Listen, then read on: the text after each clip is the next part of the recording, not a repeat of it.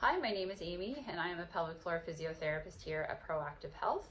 I'm here today to talk to you a little bit about the updated guidelines surrounding the diagnosis of endometriosis. So to back up a little bit, endometriosis is a chronic, often painful condition where tissue similar to the lining of the uterus grows outside of the uterus. And this can be an extremely frustrating and lengthy condition to diagnose and therefore treat, with pain often being dismissed as a normal part of menstruation from healthcare professionals. And this can obviously cause severe stress and anxiety to patients and their loved ones undergoing this. So in 2026, the American College of Obstetricians and Gynecologists, or ACOG, if I referred to that going forward, released some major updated guidelines on the diagnosing of endo. They found that on average, patients wait from 4 to 11 years in certain situations from the time their symptoms start to actually getting a diagnosis of endometriosis.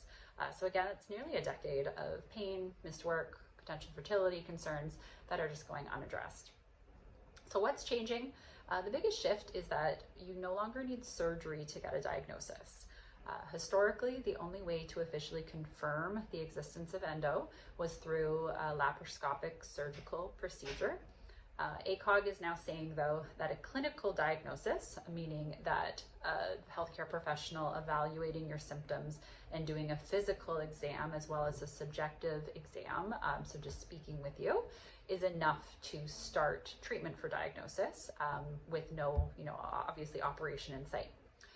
So this guideline also expands what's counted as potential symptoms of endometriosis. So it's not necessarily just the painful period or irregular period that we've seen in the past.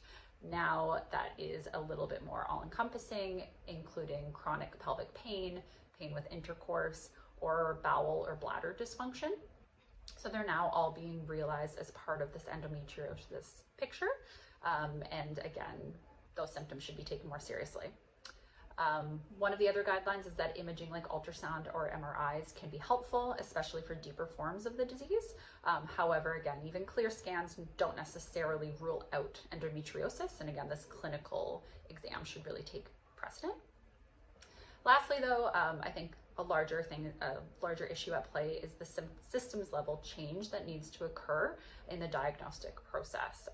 So this includes the fact that clinicians have historically dismissed endometriosis and perhaps underdiagnosed this condition, potentially normalizing the pain sometimes. So again, bigger issue at hand here is just the education of healthcare professionals around the diagnosis of this condition. So the recommendations again include better medical education, more patient-centered approach to care, which involves again that clinical diagnosis, an approach where again the symptoms are really being looked at as a priority rather than an afterthought. So thank you very much. I hope you took something from this video.